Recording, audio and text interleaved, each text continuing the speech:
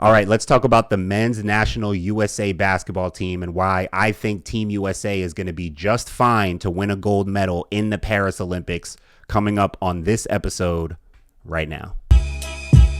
I'm like, yeah, you see? Josh, Kobe Bryant is the best scorer you've ever seen. Point forward isn't a position. Point forward is a skill. So many people get caught up in what the ball is doing. Now, I'm all for winning. I'm all for being competitive. But you took it to another level. Good people, welcome to the Basketball Society podcast. My name is Martin. This is Basketball Society. If you're new to the YouTube channel, make sure you subscribe and stay tapped in for more episodes of the show and even more basketball content from the channel. I want to have a conversation about Team USA. And as always, make sure you comment below as you react to some of my thoughts and give me some of your thoughts. And I'm always there in the comments. Love talking basketball with you guys down there. I'm going to start with the two main reasons why I feel so totally confident in Team USA. The two players who I feel are going to win us the gold medal for Team USA. The two players who make me more confident than I ever could be in this team. The fact that we have these two guys on our team makes me feel totally assured that we are going to be just fine. Just these two guys alone let me know that we're going to be fine. Drew Holiday and Bam Adebayo. I'm sorry, but we are not losing with Drew Holiday and Bam Adebayo on our team.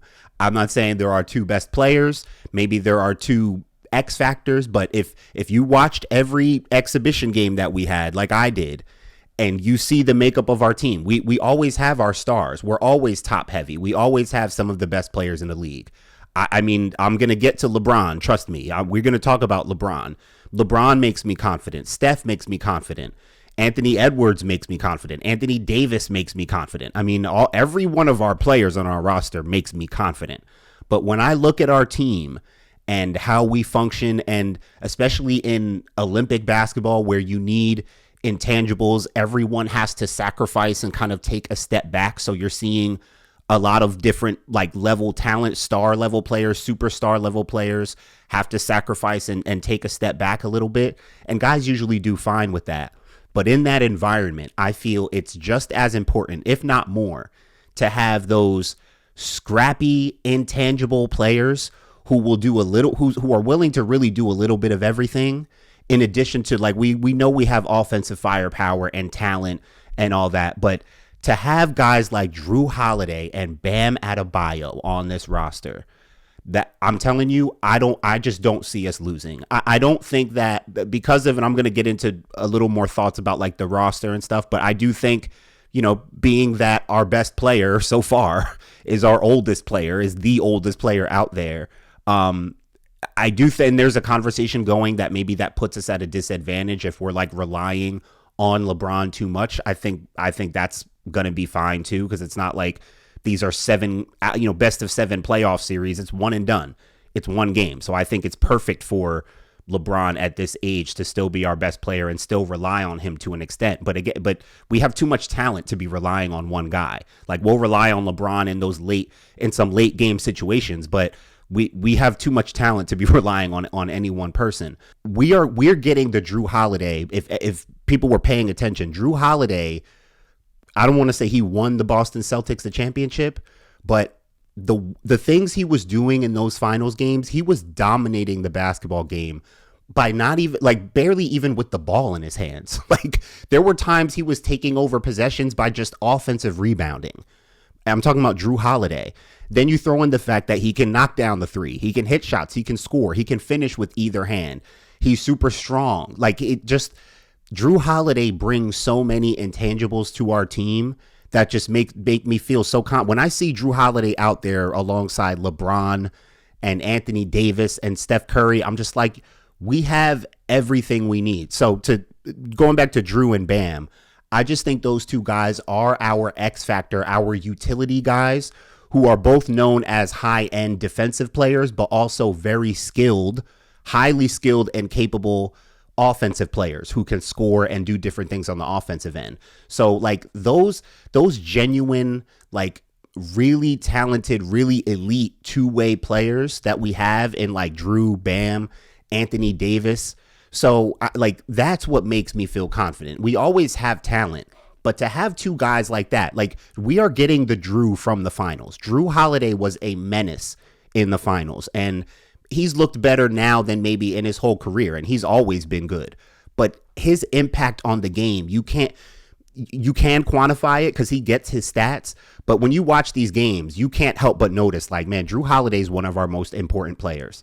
The same thing has happened in certain games when Bam came in off the bench. Bam and AD have been like the best front court duo that we've had for the same reasons. They're both high-level two-way guys. We have a team where our best player can look like a different guy in spurts. Like there were times early on where it was like, yo, maybe Anthony Edwards is our best player. He looks like our best bucket as far as give him the ball and let him go get a bucket. Like early, it was like, man, maybe he is in that conversation.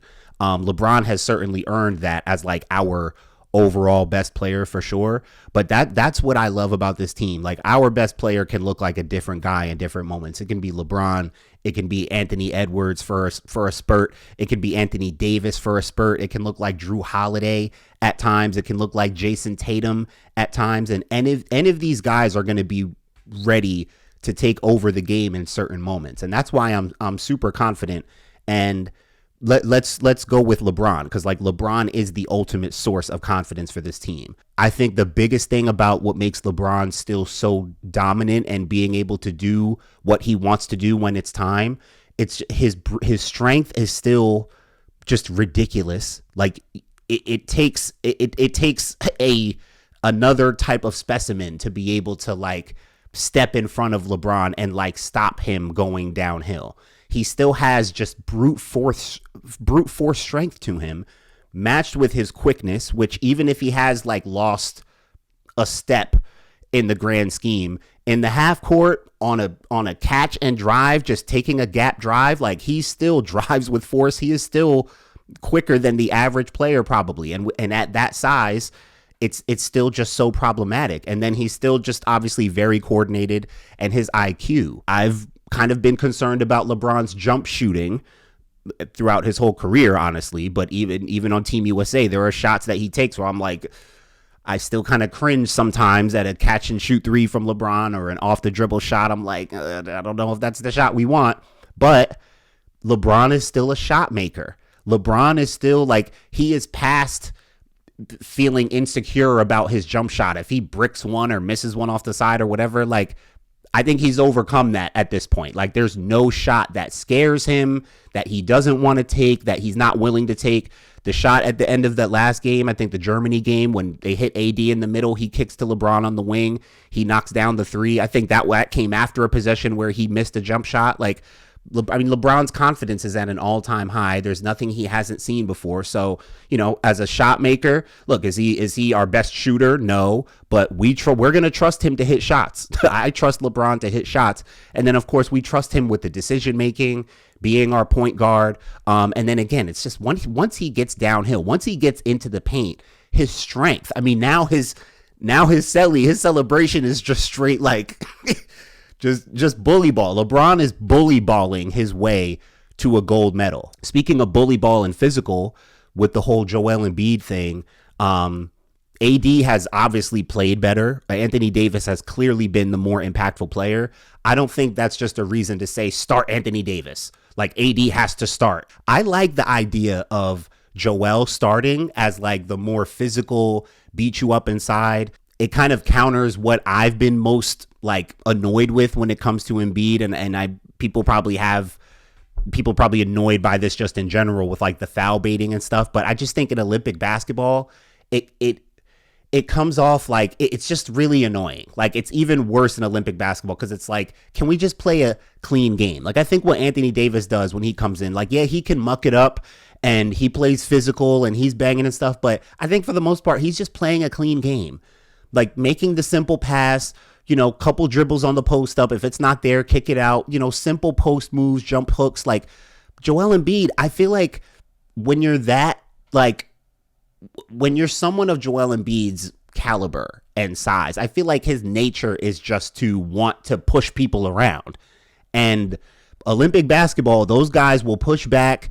And I just feel like Joel, there's always something. There's always a foul or a trip up or something. It's hardly ever clean.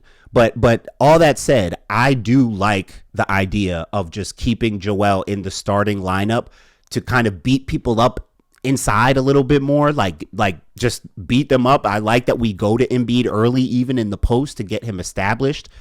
We can get other bigs in foul trouble that way.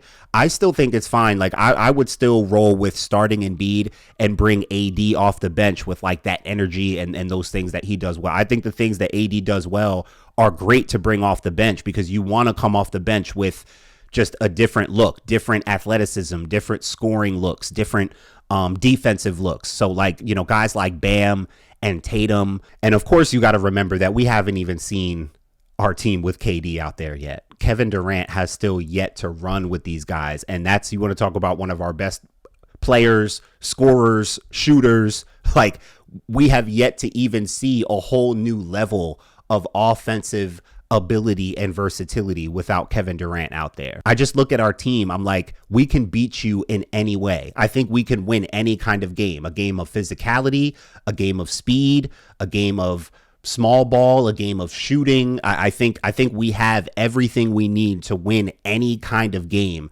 There's so much versatility with the talent we have. I don't think we have the kind of team that's going to blow a lot of people out. I think we saw that in some of the exhibition games. Like, I do expect to see a little more competitive games as opposed to in the past where we would really just run people off the floor.